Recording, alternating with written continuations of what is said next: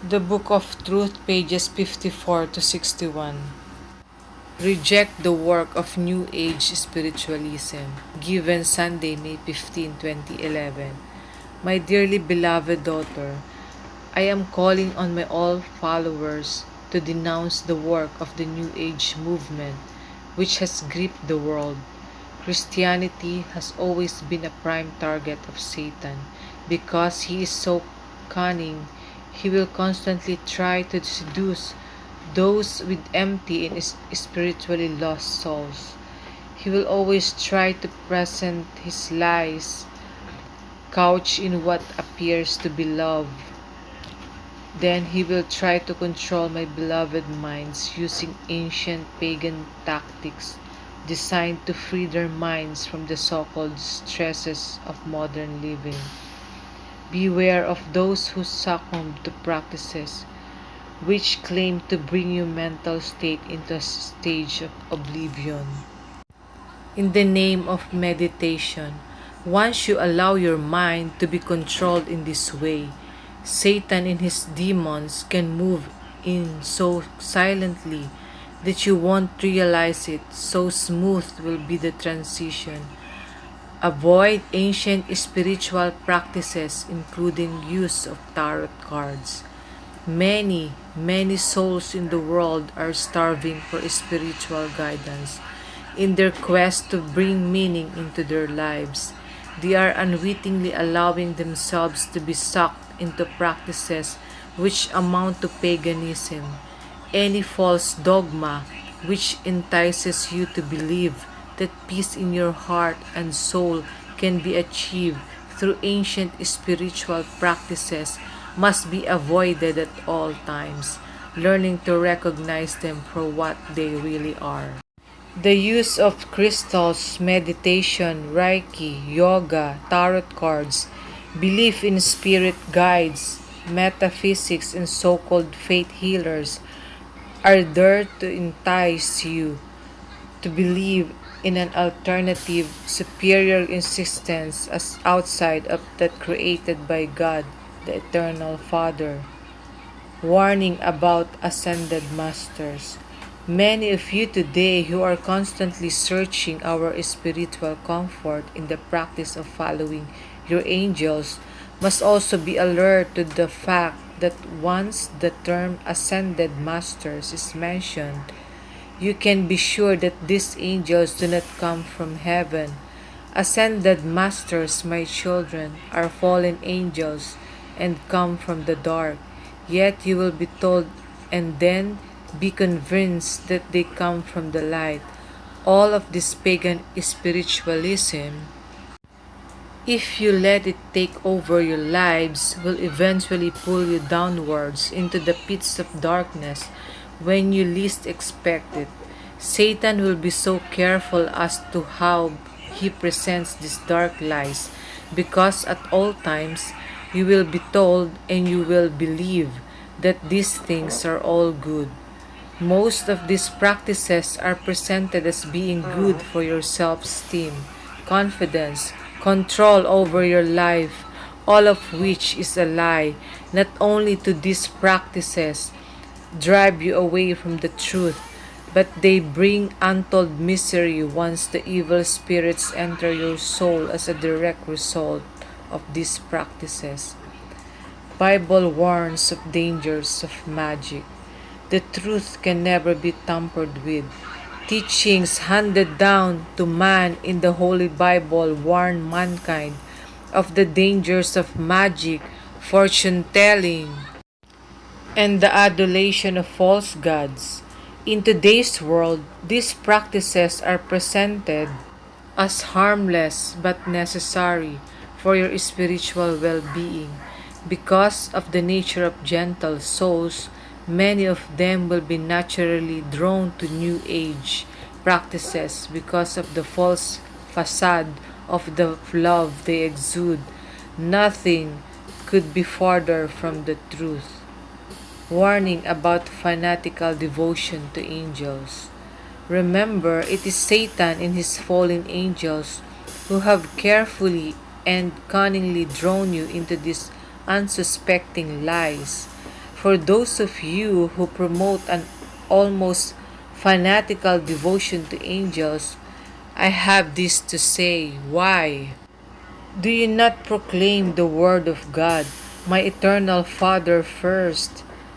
Isn't this obsession with angels just another form of idolatry? Yes, by all means, pray for the help of the holy angels. However, always ask this question: is your devotion to the angels at the expense of your love for Jesus Christ, the Son of God, or God the Eternal Father? If so, then you offend me, your divine Savior Jesus Christ. Wake up now to the lies of so-called spiritualism. The angels you attract by participating in such practices will not come from heaven or from the light. They will seem to come from the light, but that is the deceit that Satan and his demons use to cleverly camouflage their actions. Remember one final lesson. Dress up your pagan practices as much as you like to appear as if you are paying homage to the divine light of heaven. But it will be a lie, the lie, and those you convince to follow this bizarre journey towards a so-called spiritual realm outside that of my Father's will bring you close to Satan, that beyond a certain point there will be no return. The only divine realm of love that exists outside of this earth is heaven. Anything else you have been told is untrue. Satan, however, wants you to believe that there is. The reality is that he is pulling all those unsuspecting and superstitious souls into the darkness of hell with him and all the fallen angels, all in the name of false love. Please remember that love, true love, can only come from God the Eternal Father, your loving Savior, Jesus Christ. Confusion about my second coming will mean Friday, May 20th, 2011. My dearly beloved daughter, many people wonder what the second coming really means, so let me explain. I came into the world the first time to redeem mankind from eternal darkness, so he could benefit from eternal life. God, the Almighty Father, out of His mercy, sent me so that all His children would have life. For up to then, due to the sins of Adam and Eve, this would not have been possible. I come again this time to reward all those who follow me. Much confusion exists in the world regarding this event. Many people believe that my second coming indicates that the end of the world has come. That is not the case, for instead it will mean the end times, when Satan and his followers, who create untold misery in the world, will be banished from earth for 1,000 years. About the new paradise on earth. The new paradise I have promised will come about when heaven and earth merge to become one. This new life I bring to all my devoted followers is one of love and glory. You, my followers, will have to endure much sufferings, however, while this transition takes place, to help prepare the world for this great event. I am bringing a great gift of my mercy beforehand. The great warning which will give each and every one of you the chance to see your sins and how they offend me will enable you to see the truth. When you realize the stain of sin that exists within you, only then will you really understand the sorrow that I feel. A glimpse of what will happen at the final judgment. By allowing you all to experience this great act of my mercy, you will be given a true glimpse as to what will happen at the day of the final judgment. In this way, you are being given a fair chance to turn back to me once more. You see, I love all of you with such a deep and abiding passion that I will do everything possible to save you from the grip of the deceiver. Be warned, though, that Satan will now increase his activities through your brothers and sisters to persuade you to turn your back on me even after this great event takes place. You must now open your minds, leave all human reasoning aside to accept the truth of your existence on earth. Every lie couched in scientific human logical thinking will be perpetrated to prevent you from accepting the truth. Satan does not want you, my children, to come to me. His vice-like grip must be broken, but it can only be done with your help. Do not allow him to cloud your judgment with his lies. It will be very difficult for you to ignore his arguments, taunts, and ridicule. That is the way he works. Satan will work through other people to discourage you. Many of you will not know that Satan is working like this through other people whose views you may respect. But this is just exactly how he works. He will communicate through those poor souls who are attracted to the dark. He will ensure that their minds are blocked to the truth of my glory and the eternal life that is yours by right. Never ever let his influence affect your love for me. And remember, because he will not win this battle, then those poor souls who follow him will be thrown into hell with him. If you desire eternal life, then use this time on earth to denounce Satan while you can. I will rule on earth for 1,000 years. My daughter, I will rule the earth for 1,000 years. Make no mistake, for I am now in charge of events as they now unfold in the world. I have now prepared the way for my new kingdom on earth, and the time is near, much closer than many realize. Rejoice, for this news will be welcomed by all. It will bring to an end all sufferings in the world. It will ignite a fount of love and glory for all my children to share. This new paradise will be beyond your comprehension, but hear this. This new life will offer you, all of my devout followers, a life free from worry. You will want for nothing. All will be provided by me. Each and every one of you who chooses this glorious kingdom will be astonished at the precious jewel that awaits you. Pray now that your brothers and sisters open their eyes to the truth of the promises I have made, so they too can enter this new life on earth. Your loving Savior, Jesus Christ. The skies will open up during the warning given Monday, May 23, 2011. My dearly beloved daughter, you are suffering at the torment that I endure for the sins of man. This is what it feels like. Now you are glimpsing just a tiny fraction of my suffering, which I face every minute of your day. There is nothing to fear, my daughter, about the warning.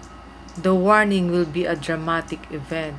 It will shock many people in the world, as it will be a dramatic event where the skies will open and the flames of mercy will shoot up across the world. For many people will not understand what is happening. So shocked will they be. They will mistakenly think that they are witnessing the end of the world. Tell them to rejoice when they witness my glory. For this, if you are properly prepared for it, will be the most spectacular example of my mercy since the day of my crucifixion. This, my children, will be your saving grace and will prevent those who would otherwise have been condemned from entering the depths of hell.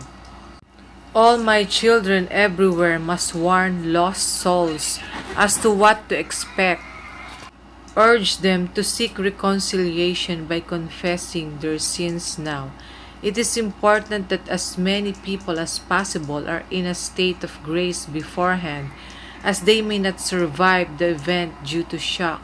Far better to witness this divine spectacular event first rather than being unprepared at the final day of judgment.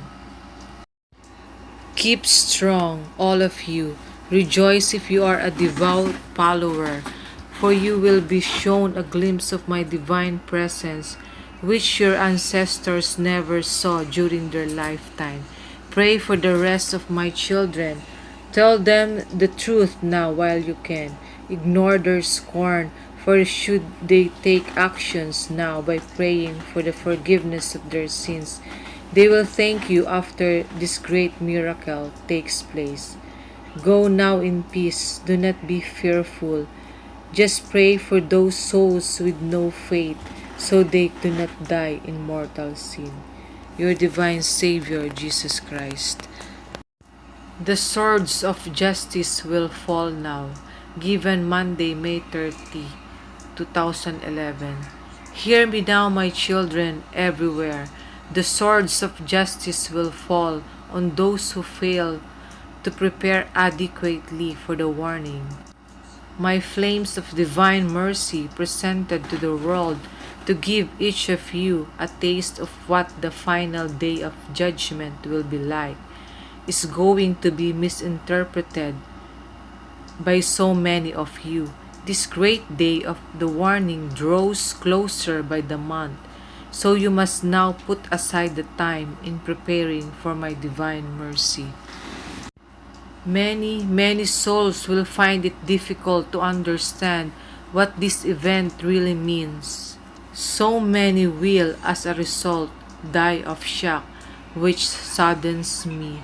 Because for those who do not survive, it will be because of the sorry state of their souls. Catholics everywhere, seek confession now.